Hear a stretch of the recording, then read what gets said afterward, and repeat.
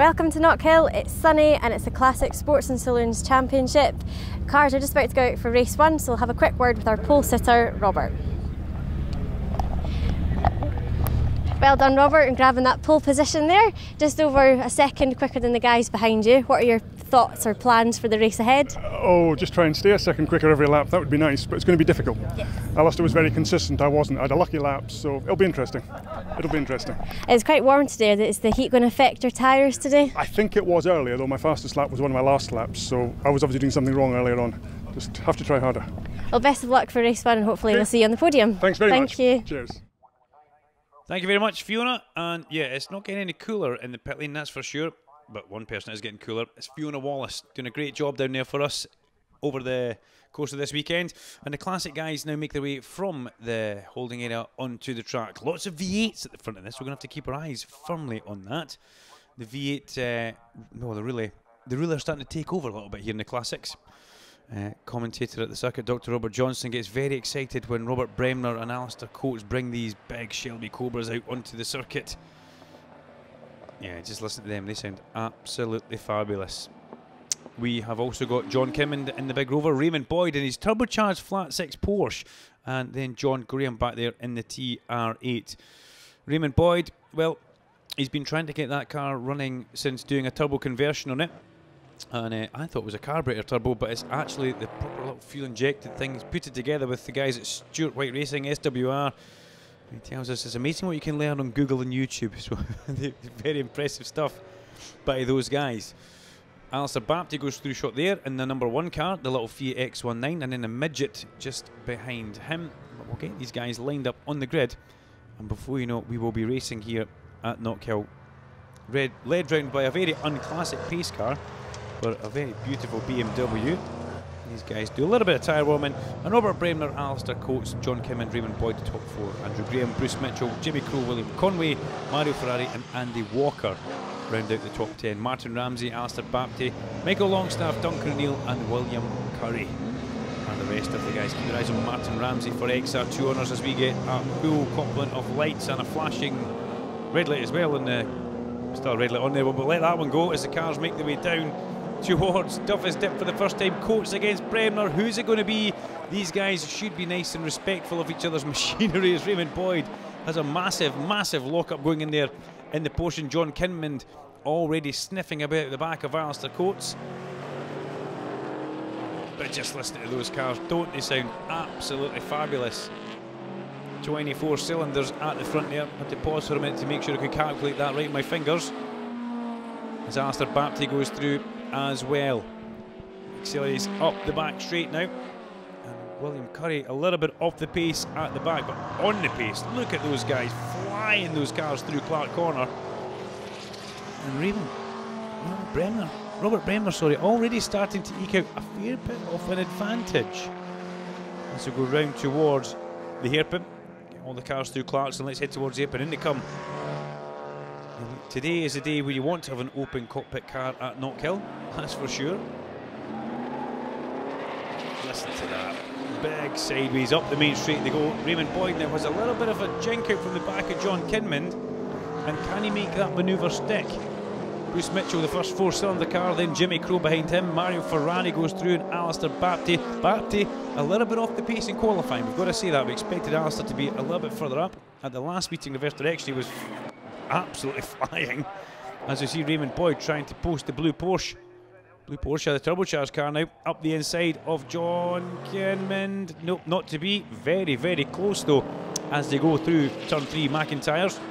And that lovely, lovely big licking flame coming out the back of Raymond's car. Up the back straight they go. For this time of asking, oh, big bit of sausage curb and apex curb as they go through there. And yeah, that looked a little bit wild for Robert Bremner. Robert was telling us these cars are built to the FIA spec, so they've got to run on historic tyres. So if you get a chance, have a look at the tyres that these big V8s run on. They don't, and you would imagine they don't give you much in the way of grip. They look like a very historic style of tyre.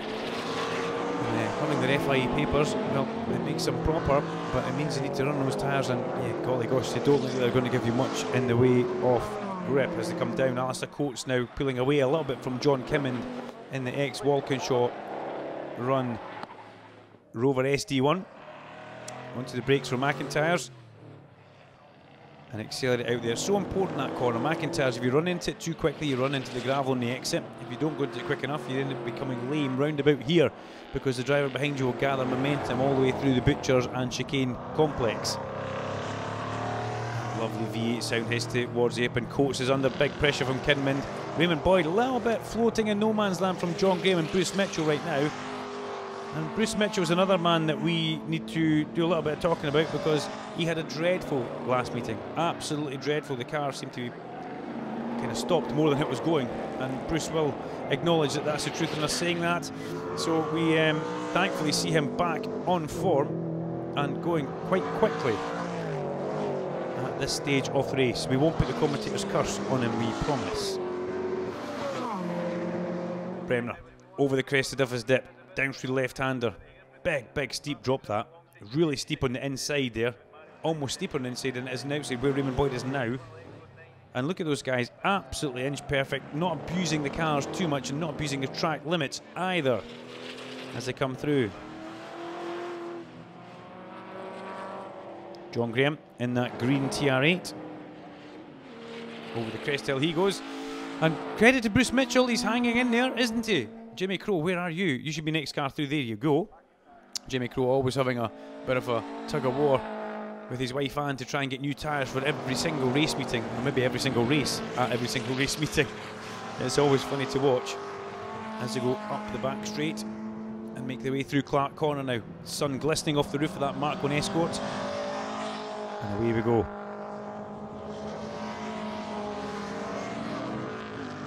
Bremner over the line. He's past William Curry in that XR2. Raymond Boyd as well, still going well. The problem Raymond Boyd's Porsche had was a mid-range misfire. And it looks like now they have pretty much got to the bottom of that as he tries to go past the Curry XR2 there.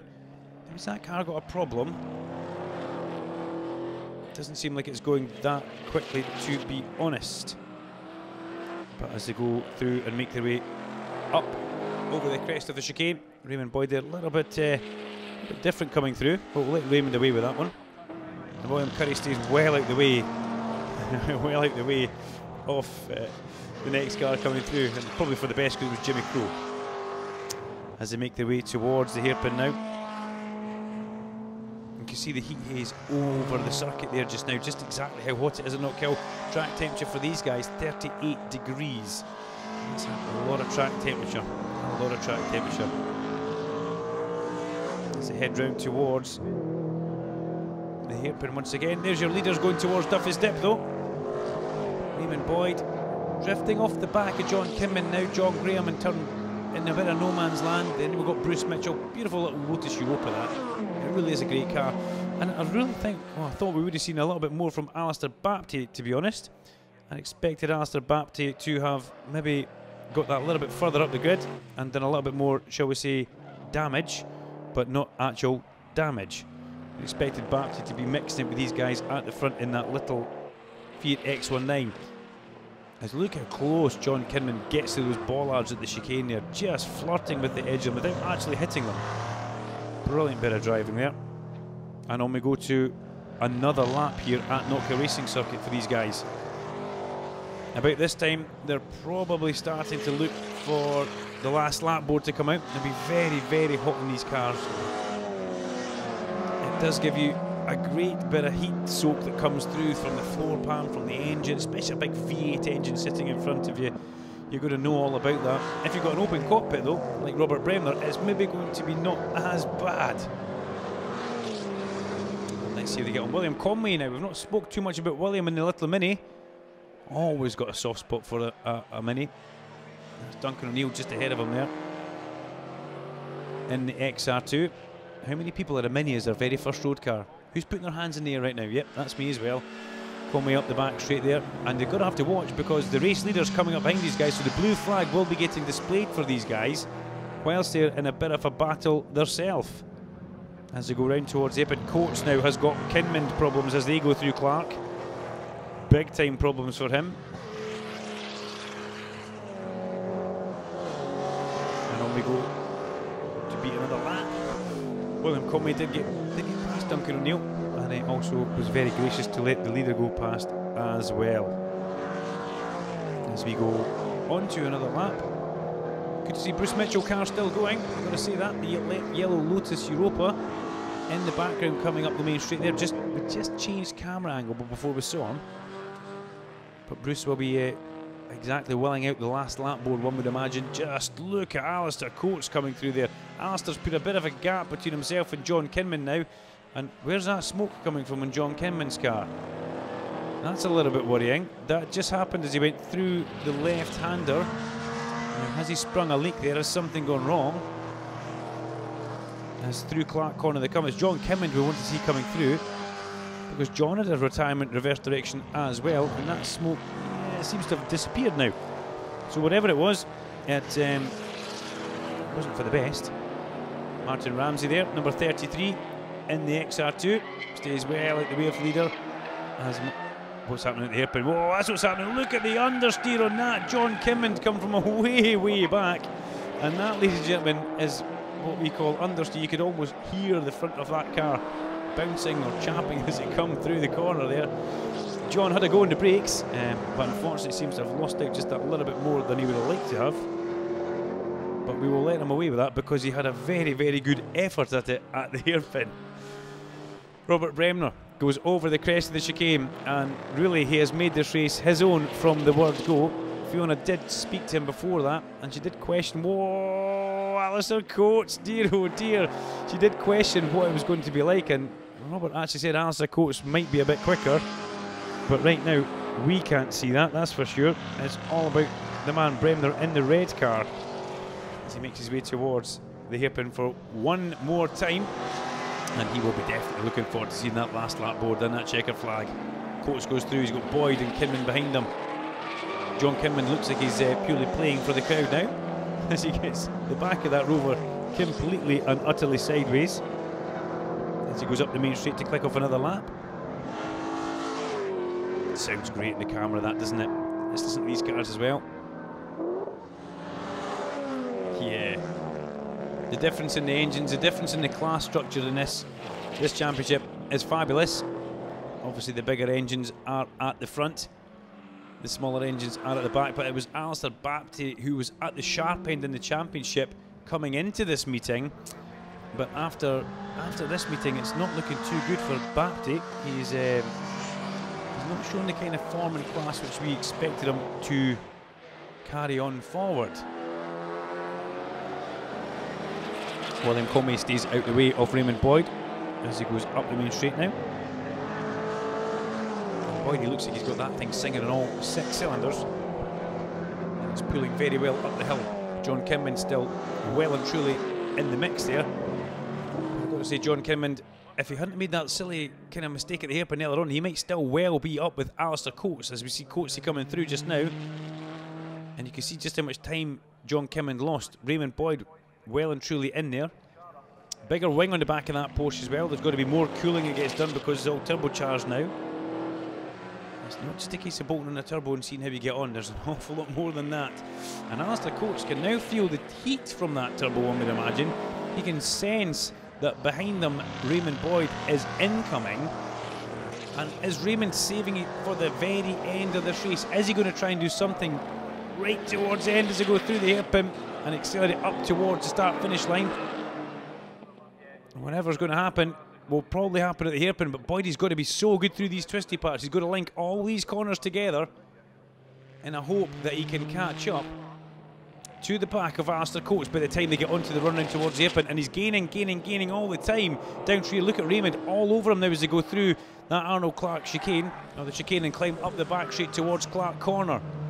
Robert Bremner's already gone, and this has been a good lap that Raymond Boyd's put together. The checker flag comes out for Bremner. Let's look in the background on the run into the hairpin.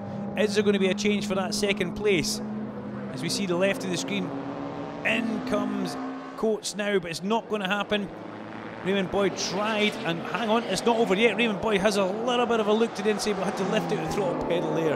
Alistair Coates takes second place. Raymond Boyd does take third place on the road, and John Kimmond, after a rather excitable race, comes home fourth on the road. William Conway takes a checkered flag as well from Michael Longstaff in the midget, and John Graham. So let's hand back down to little Fee in the pit lane, and she can give us all the updates that need to be said.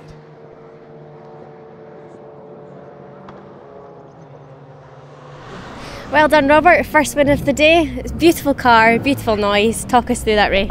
Yeah, it was good. Terrible start. Terrible start. Alistair got a good start, and he just about got me into Duffus, but I didn't think he'd be brave enough to try and go around the outside, which he wasn't. So that worked. And after that, really, it was just keep the foot down for the first 3 or 4 laps, try and break him a bit, get a bit of a lead, and fortunately I did, and he got involved in a bit of a fight with John, which held him up looking in his mirrors, so it left me to just try and get fast laps, though I wasn't getting anywhere near as quick as I wanted to go.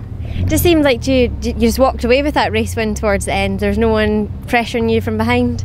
No, unfortunately not. It's always more fun when you race and have somebody racing, but I think, as I say, Alistair got a bit involved with John, which is always difficult. You're having to check mirrors. I was lucky, I was on my own. Traffic fell well for me as well. I didn't have to worry about them with somebody behind me, so overall, yeah, came out of it okay after a terrible start. Perfect, so I look forward to seeing you in race 2. Good, Thank you. And over to you, Duncan, for race 2 of the Classic Sports and Saloons here at Knockhill. Thank you very much, Fiona, as we get the guys making their way out from the holding area onto the circuit now. And let's see how they get on with the second race of the day for these guys. First race of the day has been done. And yeah, we saw a trouble-free run for that man there, Robert Bremner. Didn't he just have a great race? He just managed to control that one all the way and didn't have to put up with anybody giving him any hassle. As we have a... just watch everybody going round for their warm-up lap here. And once they get round, they will be lined up on that grid. And once they're on the grid, you know what happens then. The lights come on, the lights go off, and we go racing here at Knockhill Racing Circuit. One man who will be happy with his second race as well will be, or his first race will be Raymond Boyd. The turbocharged Porsche did manage to make it towards the end. And I'm saying that rather tongue-in-cheek, but when you build a car for a brand new race season, it does become very difficult to get a car built and race ready over the winter. Even though you think you've got so much time, every driver out there will know it doesn't happen. So Bremner's on pole from Coates, Raymond Boyd, John Kimmond, Andrew Graham, Bruce Mitchell, Jamie Crowe, Alistair Bapty, Mario Ferrari and Andy Walker finishing positions from race 1. Michael Longstaff, Martin Ramsey, Duncan O'Neill, William Conway and William Curry. I don't see William Conway on track right now. Will he be a late starter? Interesting thought. We wait for the lights coming on. The lights will then go off and down towards Duffus Dip we will go. Let's see who gets the jump and heads down there for the first time. Andy Walker in the Malik gets a decent start right in the middle of our shot there. And down we go, down, down, down to Duffus Dip. And once again, it's that man, Robert Bremner, who holds his own. Oh, look at that. Raymond Boyd was forceful in third place with Bruce Mitchell there. Bruce had to take avoiding action there from that incoming blue Porsche. And probably for the best, actually, because Raymond Boyd was coming in there very, very hot. Through the chicane for the first time of asking, and making their way up the back straight towards Clark Corner. Alistair Bapty. Let's see if Bapty's got anything better this time to give us. Expected a bit more from Alistair, but it just didn't happen. And unfortunately for Alistair, that's going to hurt the championship. We need to see what he can do in this one. Bapty in a bit of a fight with the guys in the mid-pack.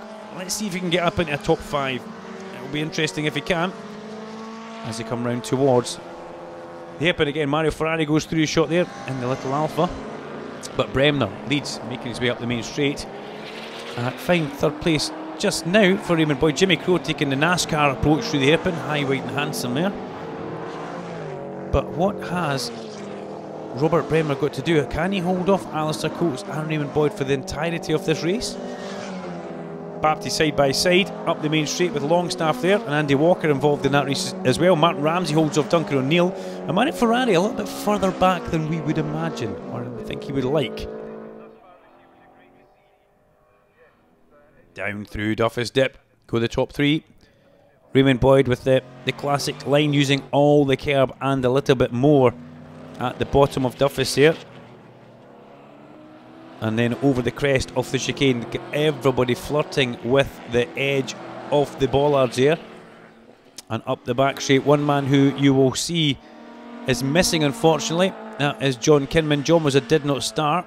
So great shame that we don't see John out here, because he was, shall we say, very excitable in race number 1, where he, yes, was keen on the throttle pedal, shall we say, in certain places. But we do like seeing John Kinman out there, so it's a shame he's not here just now, as Raymond Boyd starts to put a bit of pressure onto the back of Alistair Coates. And there's William Conway. Yes, William Conway did get out in the race, but somehow our timing screens pick William Conway up, and he seems to be a little bit off the charts for some reason. That might get replaced, and he might come back through. But right now, William Conway out there with Alistair Bapty as Raymond Boyd leaves the hairpin, pulls up alongside Alistair Coates. And has he got that move made? Has the turbocharged Porsche got enough grunt under the boot lid of it to see off the advances of that big V8 over the crest of the hill, side by side, down towards Duffy's Dip? Yes, Boydie takes the position.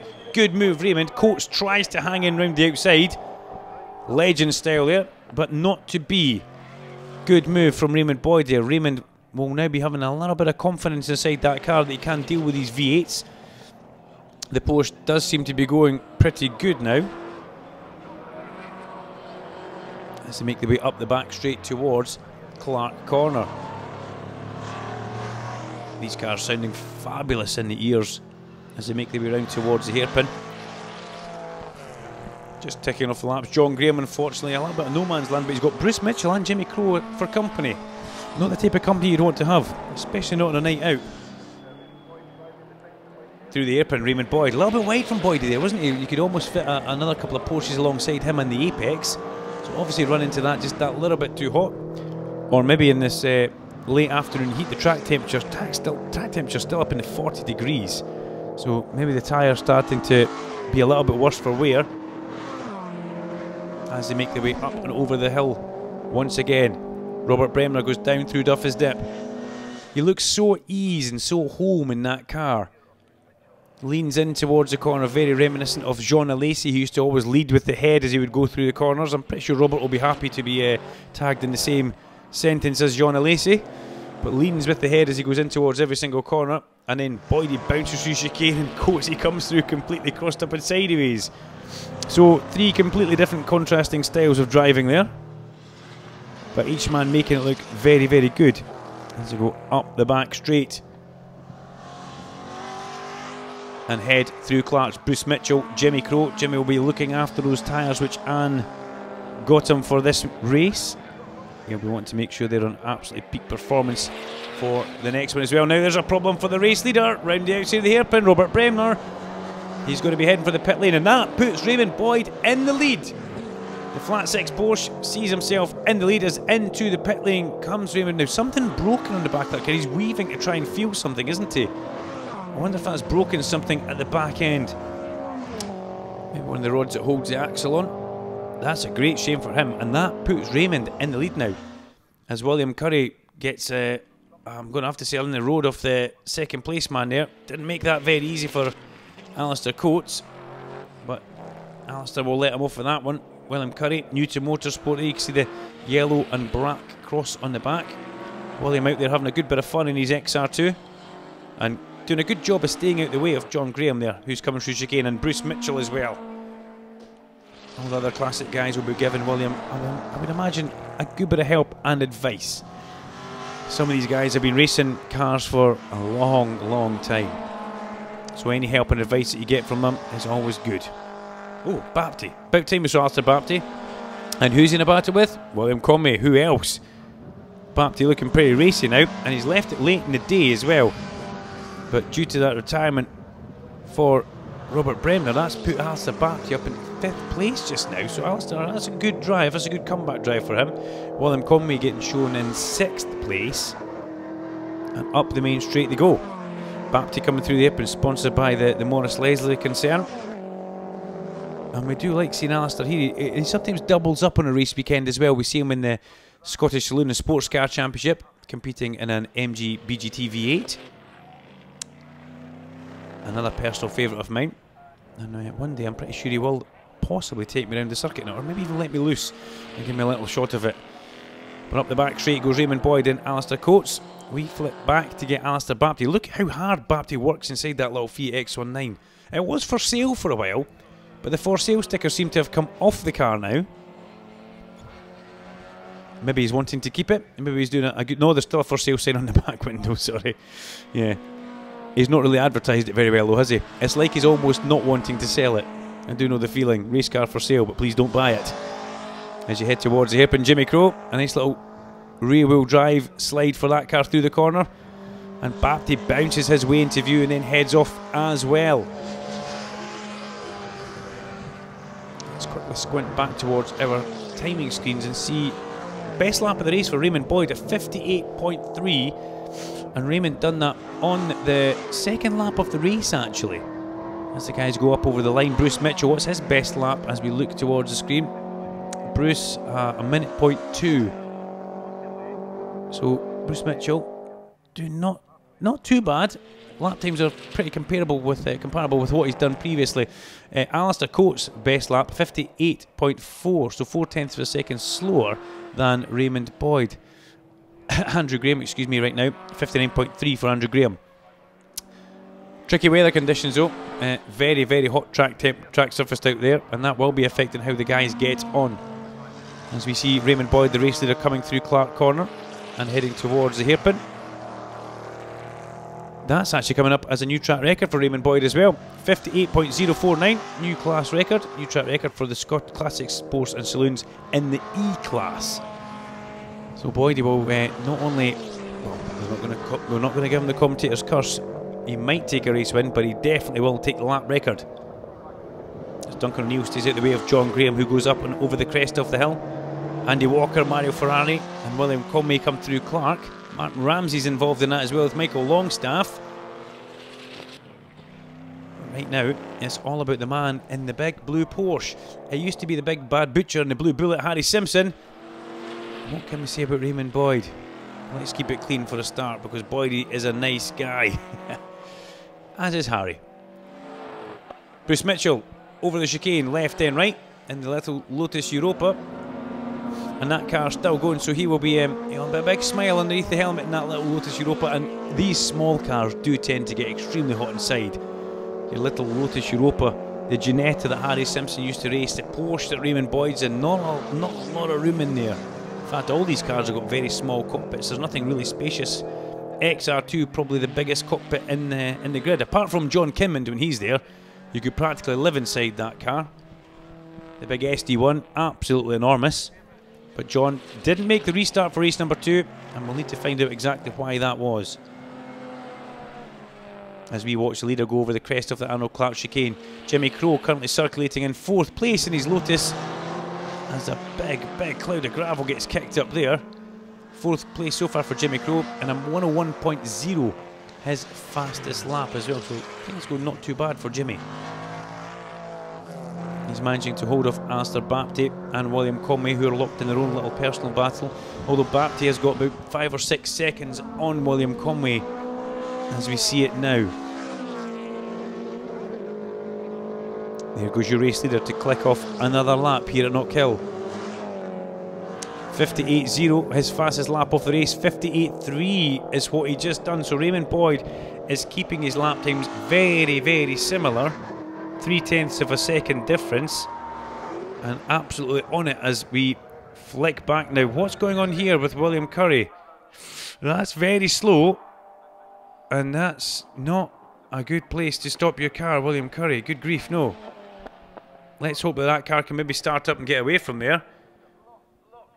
Self-preservation being the name of the game. You want to get that onto the grass as much as you can at that point on the circuit, probably the fastest point on the straight. And where's Bruce Mitchell gone as well? What's going on here? Bruce Mitchell very slow. The commentator's curse might have kicked in here, because that's sounding very slow. There's what you do if your car breaks down. You pull off, you get to the tyre wall, and poor old Bruce Mitchell, the commentator's curse has kicked in. Looks like the engine's possibly gone on that. And oh, I am so sorry, Bruce Mitchell. As we see up the main straight goes Raymond Boyd, passes Mario Ferrari.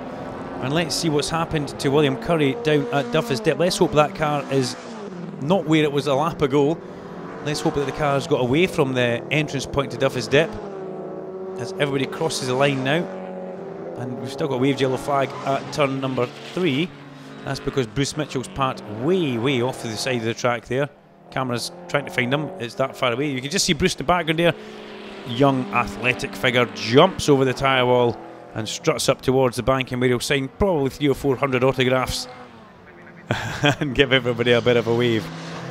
But yeah, still concerned about that car that's parked on the main straight. Are we going to see anything happen with that William Curry car, or have the marshals done a fabulous job, and an incredibly brave job, I would imagine, as well, if they need to go trackside to try and move that car. Meanwhile, your leader's on his way towards the apron. William Conway crosses the line in the little mini. Boydie, there you see him in the background at the hairpin. It's been a brilliant drive. That's all we can say about Raymond Boyd. It has been an absolutely fabulous drive. Robert Bremner, the demise of Robert Bremner. He did get past Alistair Coates, so he had to put up a good old fight with Alistair Coates. And oh, good grief, that car sitting on the side of the track there. That's absolutely horrible.